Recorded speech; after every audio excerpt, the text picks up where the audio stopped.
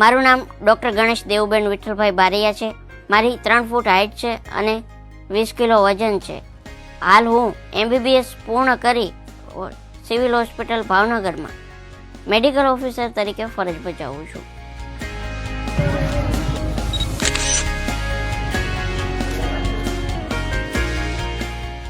Doctor ગણેશને સૌથી નાના કદના ડૉક્ટર તરીકે ઓળખવામાં આવે છે.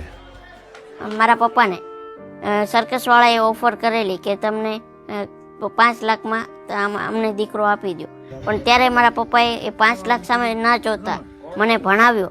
એ જ મારા માટે એક ઇન્સ્પિરેશન છે. ગણેશ જ્યારે શાળામાં ભણતા હતા ત્યારે કદને લીધે કેટલાક વિદ્યાર્થી તેમની મજાક પણ કરતા હતા.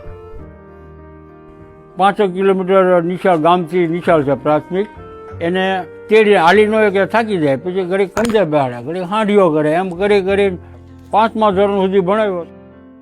પ્રાથમિક શાળાથી લઈને MBBSના અભ્યાસક્રમ સુધી કદને લીધે ગણેશને ખૂબ સંઘર્ષ કરવો પડ્યો.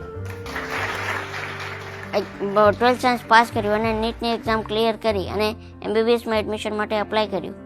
તો મેડિકલ કાઉન્સિલ ઓફ ઇન્ડિયાએ મારી ડિસેબિલિટીને કારણે રિજેક્ટ કર્યો.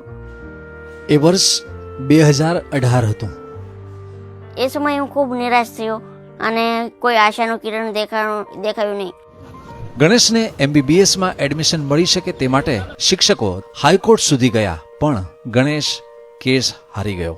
તો એ સમયે ખૂબ નારાજ થયો કે એક ડૉક્ટર બનવાનું સપનું હતું એ અધૂરું રહી જશે. તે પછી સુપ્રીમ કોર્ટમાં ગયા, જ્યાં ચુકાદો ગણેશના પક્ષમાં આવ્યો. 22 ઓક્ટોબર 2018 રોજ સુપ્રીમ કોર્ટે એવું જજમેન્ટ આપ્યું કે તમને MBBSમાં એડમિશન મળી શકે, એના માટે તમને ડિસેબિલિટી રોકી શકે નહીં. વકીલે અંદરથી બહાર આવીને કીધું કે આપણે કેસ જીતી ગયા. એટલે સર હું રિયલી ને આ 1.5 થી 2 કલાક તો રેડ્યો હશું સુપ્રીમ કોર્ટે. ગણેશે ભાવનગરમાં જે સરકારી મેડિકલ કોલેજમાં MBBS માટે એડમિશન લીધું હતું ત્યાં જ હાલ મેડિકલ ઓફિસર તરીકે કામ કરી રહ્યા છે. સર્ટી જનરલ હોસ્પિટલમાં MBBS દરમિયાન વિઝિટ કરવાની થતી ત્યારે સૌપ્રથમ દર્દીઓ જોતા સરપ્રાઈઝ થતા કે આવી રીતના પણ ડૉક્ટર હોય છે, પણ ધીરે રીતે એ લોકો કોઓપરેટ કરતા.